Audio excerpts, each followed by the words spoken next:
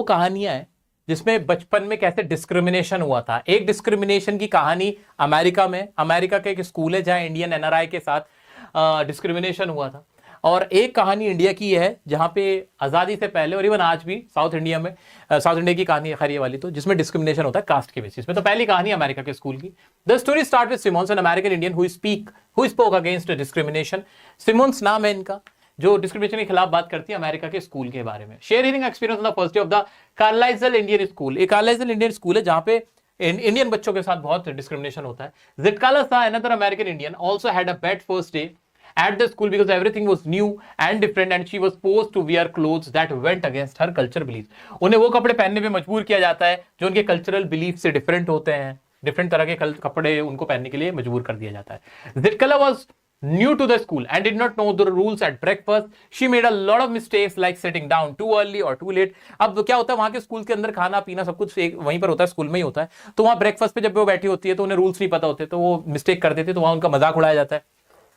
She felt ashamed and humiliated when she made mistakes. She was scared of the teacher and cried because she was afraid of doing something wrong। वो teachers की वजह से, उन्हें टीचरों से डर लगने लगता है, वो अपने पुराने टीचर, उन टीचर्स को सोच के बड़ा उनको डर लगता है, रोती है, चिल्लाती है। जिटकाला फ्रेंड जुडविन, उनकी जिटकाला की एक जुडविन फ्रेंड थी। जिटकाला सा कौन है? एक अमेरिकन इंडियन है जो अमेरिका में रहती है इंडियन। वो अपनी कहानी बता रही कैसे कार्लाइजल इंडियन स्कूल में उनके साथ डिस्क्रिमिनेशन हो रहा है। That they would cut her hair in school. Judewin उनसे कहती कि तुम्हारे ना बाल काट देंगे। क्यों? In her culture, only warriors who lost their skills and manners had short hair। Zitkala tried to hide, but they caught her and tied her to a chair to cut her long hair। This made her feel sad and hopeless। It also made her miss her home a lot। अब वो कहते कि तुम्हारे बाल काट देंगे। वो कहते कि भाई हमारे यहाँ तो जो मॉर्नर्स होते हैं, वॉरियर्स होते हैं, जो मर जाते हैं, उनके लोगों के बाल काटे जाते हैं, लेकिन वो डरती है, वो छुप जाती है, टेबल के नीचे छुप जाती है, लेकिन उसको कुर्सी पे बांध के उसके बाद लंबे लंबे बालों को काट दिया जाता है, जिसकी वजह से उनको बहुत याद आती है। अब सोचो एक मासूम सी बच्ची है जो पढ़ने गई हुई है, उसका नया स्कूल है और वहां उसके साथ ये सब किया जा रहा है, उसको कपड़े वो पहनाए जा रहे हैं जो पहनना नहीं चाहती है, उसके लंबे बालों को काट दिया जा रहा है, उसका मजाक उड़ाया जा रहा है, उसे डांटा जा रहा है, ब्रेकफास्ट के खाना ऐसे खाते हैं, ऐसे नहीं खाते, इन सारी बातों के ऊपर। तो ये सारा डिस्क्रिमिनेशन वो फेस कर रही है on the basis of race. ये किस टाइप का डिस्क्रिमिनेशन है मेरे बच्चा? ये किस टाइप का डिस्क्रिमिनेशन है? ये रेसिज्म है। क्या है ये? रेसिज्म। रेसिज्म का मतलब ही क्या होता है? किसी की नस्ल के आधार पे, उसकी नस्ल देखकर उसके साथ भेदभाव करना, डिस्क्रिमिनेट करना। नस्ल के बेस पे किसी को डिस्क्रिमिनेट करने को बोलते हैं रेसिज्म। तो this is the discrimination of racism या on the basis of race. ठीक है, दूसरी कहानी सेंड होगी। चलो अब दूसरा पार्ट पढ़ते हैं इसका।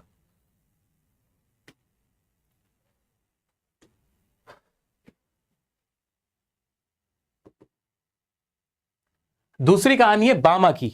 बामा कौन है? एक Tamil Dalit share her experience in third grade. जब वो अपनी थर्ड ग्रेड में थी, वो अपना एक्सपीरियंस शेयर करती है। उन्हें नहीं पता कि अनटचेबिलिटी का कॉन्सेप्ट क्या है। द कॉन्सेप्ट ऑफ, यहां तो रेसिज्म का कॉन्सेप्ट था कि नस्ल के भेद पे उनसे डिस्क्रिमिनेट किया गया था। बामा ने क्या शो किया? बामा के साथ नहीं हुआ था, लेकिन बामा ने क्या देखा? बामा जो कि एक तमिल गर्ल है जो अपनी थर्ड ग्रेड में थी, उन्होंने देखा अनटचेबिलिटी का कॉन्सेप्ट। किसका? अनटचेबिलिटी, छुआछूत। भारत में क्या होता था और शायद अभी भी होता है कई जगह, तो भारत के अंदर ही हमारे देश में, कि जो छोटी जात का होगा उसके हाथ का कुछ नहीं खाना, उसे मंदिरों में प्रवेश नहीं करने देना और जगहों पे प्रवेश नहीं करने देना। तो इस तरह की चीजें होती हैं भारत देश में। पहले हमारे देश में बहुत ज्यादा होता था, अब थोड़ा कम होता है, बट होता है। तो अनटचेबिलिटी का कॉन्सेप्ट है कि ये अगर छू लेगा तो इम्प्योर हो जाएगा, ये अशुद्ध हो जाएगा, उसे मारो पीटो, ये सब होता था। तो बामा जो एक लड़की है, जो तमिल लड़की है, उसने फर्स्ट टाइम अपनी लाइफ में अनटचेबिलिटी कब देखी, उसका जिक्र है इस कहानी में। She did not know the concept of untouchability। उन्हें नहीं पता था कि अनटचेबिलिटी होती क्या है, अनटचेबिलिटी का कॉन्सेप्ट क्या है। वो जब अपने स्कूल से आ रही होती थी, जो बामा लड़की थी, वो डायरेक्ट घर नहीं आती थी, वो ऐसे घूमती भी आती थी, दुकानों को देखती हुई, चीजों को देखते हुई वो घूमते फिरते आती थी। वही देखते उन्होंने क्या देखा? One day she saw an elder person. उन्होंने देखा कि कोई बूढ़ा व्यक्ति है carrying a packet without touching it. वो एक पैकेट को कैरी कर रहे हैं, पैकेट लेके जा रहे हैं, उसे बिना टच किए हुए, मतलब हाथ से टच नहीं कर रखा था, और वो एक सामान लेके जा रहे थे। बामा's ब्रदर अन्नान, बामा का भाई था अन्नान, जो बड़ा भाई था, told her the concept of untouchability.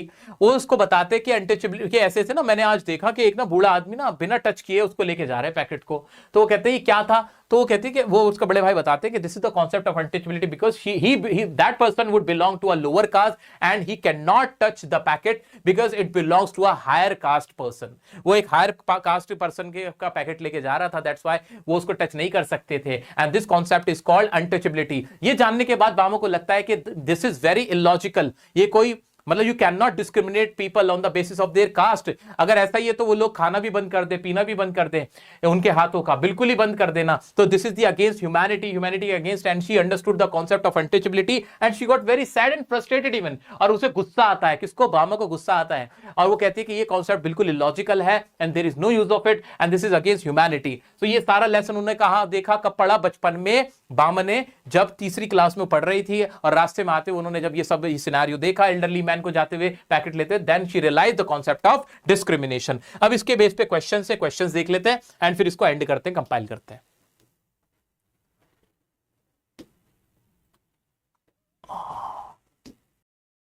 Bittu Bittu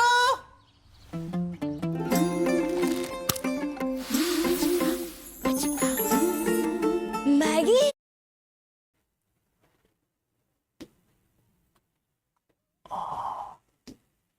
आ जाओ, जल्दी से इसको खत्म करते हैं। कहां गया? हाँ, थीम क्या है इस चैप्टर की? इसमें तुम्हारे थीम बेस्ड बहुत क्वेश्चन आएंगे, बहुत इंपॉर्टेंट है, इसकी थीम याद रखना। The theme of Memories of Childhood by two authors, Zitkala Sa and Bama, reflects on the loss of innocence, cultural identity, and the struggle faced by marginalized communities या lower communities. Zitkala Sa recounts her painful experience of cultural assimilation, while Bama portrays the challenge of growing up in a caste-based society, emphasizing resilience and self-awareness. वो discrimination के बारे में बात करते, दोनों ने अपने बचपन में देखा था डिस्क्रिमिनेशन को, डिस्क्रिमिनेशन से उनको दोनों विक्टिम थे डिस्क्रिमिनेशन के। बामा का कैरेक्टर स्केच कैसा है? एक स्मॉल इनोसेंट गर्ल है साउथ इंडिया की, विक्टिम है कास्ट डिस्क्रिमिनेशन और अनटचेबिलिटी की। She is always curious and pondered about various thing, the way in which the tea stall owners port the T etcetera. वो रास्ते में जाते हुए स्कूल से अपने घर देखती थी ना ये सारी चीजें, तो क्यूरियस लड़की थी। Surprise to see distinction based on class and caste, बहुत सरप्राइज होती है ये डिस्क्रिमिनेशन देख के। She becomes studious and studies hard to stand first in her class to overcome the discrimination. और बामा एक और काम क्या करती है? वो बहुत मेहनत करती है ताकि इस कास्ट सिस्टम के खिलाफ वो कुछ कर सके। इसका ये तुम देख लेना, मैं शॉर्ट आंसर कराता हूं। Zitkala Sa says eating by formula was not the hardest trial in that first day. What does she mean by eating by formula? Eating by formula का मतलब क्या है? Eating by formula refers to the rigid and unfamiliar eating habits imposed at the boarding school. Boarding school में जो hostel में क्या कहते हैं कालेसाइल जो इंडियन स्कूल था उसके अंदर जो रूल्स बने हुए थे खाने के, वो रूल्स से Zitkala Sa struggled with adapting to these strict routines which were part of the broader challenge of adjusting to the new environment that felt oppressive and disconnected from her own cultural practice, जो कि different थे उनके खुद के culture से और इसको adapt करना भी मुश्किल काम था। सो वो क्या थे? रिजिड। लिख दो एक बार लाइन में कि rigid eating habit rules. I had been tossed about in air like a wooden puppet, and now my long hair was shingled like a coward's. What inference about the life of Zitkala Sa can be drawn from the above statement? जब उनको chair से बांध गया था, उनके बाल काटे गए थे, उन्हें पकड़ा जा रहा था, तो उसके बारे में था। तो वही लिख देंगे कि that showed the discrimination that happened with her. वो छिप गई थी, उन्होंने उसको चेस किया था। Justify the statement, it may take a long time for oppression to be resisted but the seeds of rebellion are sowed early in life. कि जो ऑपरेशन था उसके बीज क्या कहते हैं, वो तो उन्होंने बचपन में देख लिया था, बामा ने Zitkala Sa ने, उसके बीज बचपन में ही उग गए थे। हाँ बिल्कुल, जब उनके साथ वो सब कुछ हुआ था, डिस्क्रिमिनेशन हुआ था, उसकी वजह से उनके मन में एक रेबेलियन आ गया था। वो एक क्या कहते हैं लड़ाकू हो गए थे, उनके मन में ये था कि अब हमें लड़ाई लड़नी है इसके खिलाफ, दोनों बच्चियों ने।